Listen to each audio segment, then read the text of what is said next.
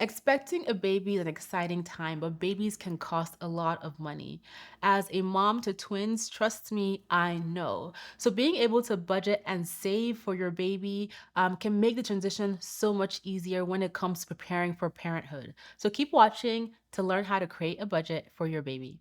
Hey everyone, my name is Bola Shokumbi. I'm the founder and CEO of Clever Girl Finance.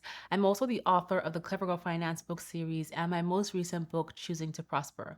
Welcome to Clever Girl Finance TV.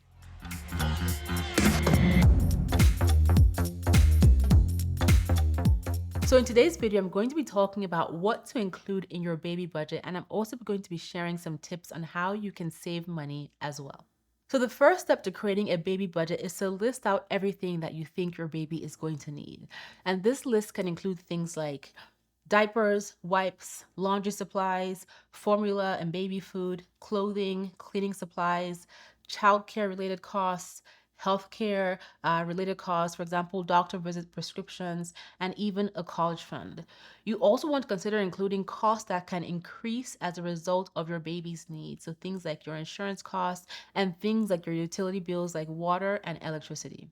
You want to make sure that you factor in your family's needs. And once you have made your full list, then you can do some research online to determine how much these things cost on average on a monthly and yearly basis. This way you can set a baseline for your baby budget. In addition to creating this list of all the things that you think your baby might need to create that baseline budget and to estimate what your monthly costs will be with this new addition into your family, you also want to factor in the following items. Number one, income changes. So when a baby comes into a household, if it is a two-parent household, it is not uncommon for one parent to take time off of work to watch the baby. And so if this is what you are planning to do in your two-parent household, you want to make sure that you factor in that baby budget, your baby expenses based on one income, even if it's only going to be a temporary pause of work while one parent stays home to take care of the baby. If you are a single parent in a single parent household, you want to consider paying attention to expanding your emergency savings. What can you do before your baby arrives to expand your emergency savings, your backup fund, in the event that you need to take time off, more time off to stay home with your baby? So making sure that you plan accordingly to your income changes, whether you are a two-parent household or a single-parent household, is really important. And then number two is upsizing your living space. So upsizing into a bigger apartment or into a bigger home can be very helpful if you already have multiple children or you're planning to have multiple children. However, you want to keep in mind that your costs associated to upsizing your living space may increase. For example, you may have a bigger mortgage, higher taxes, higher utilities, whether you're in a house or you're renting an apartment or home, and also increased insurance charges. So you want to do your research again when it comes to upsizing your home and determine how your expenses will increase so that you can build that into your overall budget in addition to your baby budget.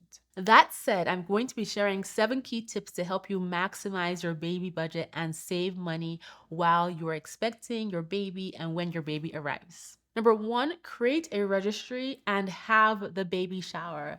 There is no shame in creating a registry and having a shower because people want to celebrate and shower you with gifts when you are expecting a baby.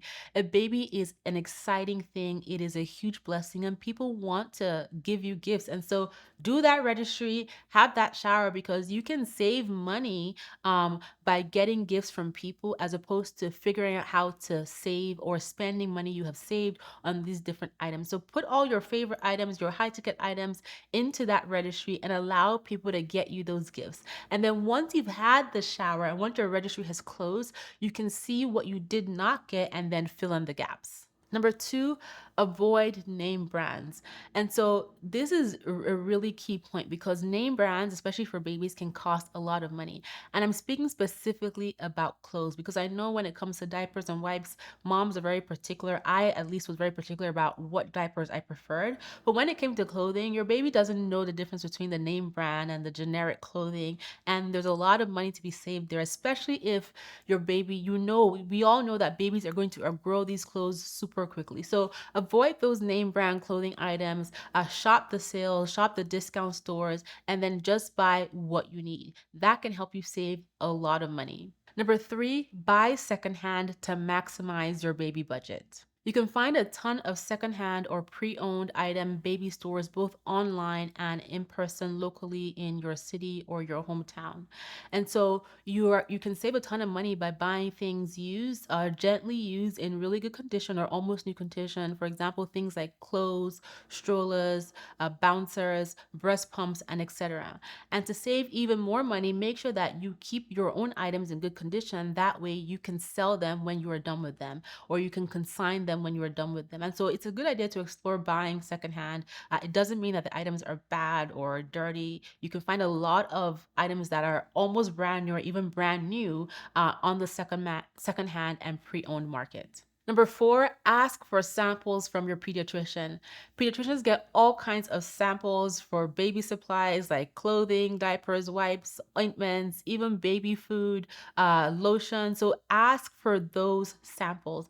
I remember when my kids were babies, my pediatrician always had samples of the formula that my babies ate. And so ask for those samples. There is no shame there. Get the lotions, get the creams, get the ointments, get the get the formula from the pediatrician, because it's also going to be completely free and you can save money that way as well. By the way, if you're enjoying this video, I'd love for you to hit the like button, subscribe to this channel, tell your best girlfriends about Clever Girl Finance, and then stop by our website at clevergirlfinance.com.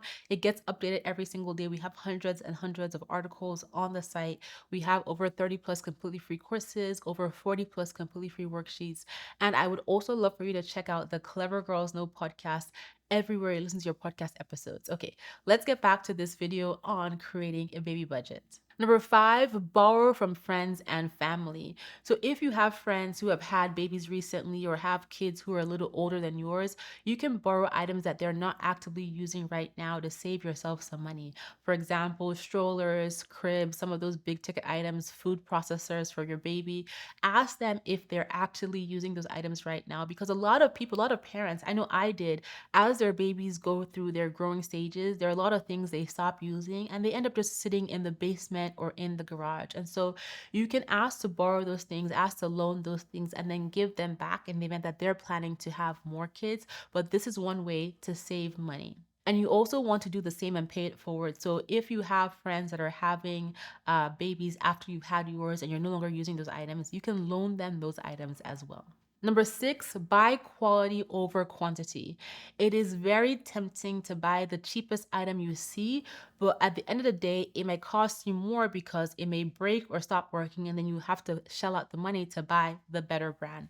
And this is specific to things that you're going to use all the time for your baby. For example, the baby strollers, the baby monitors, the baby bouncers.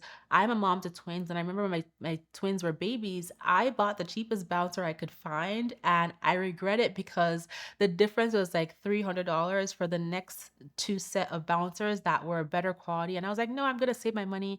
And they were the worst bouncers ever. They broke multiple times, and I end up having to buy the better quality bouncers. So for things that you're gonna be using often, the strollers, the bouncers, the monitors, invest in quality, seek out coupons. You can find these items secondhand or pre-owned, gently used, almost brand new, or even brand new. It is totally worth focusing on quality over quantity. You can buy better things, right, and save money that way over the long term.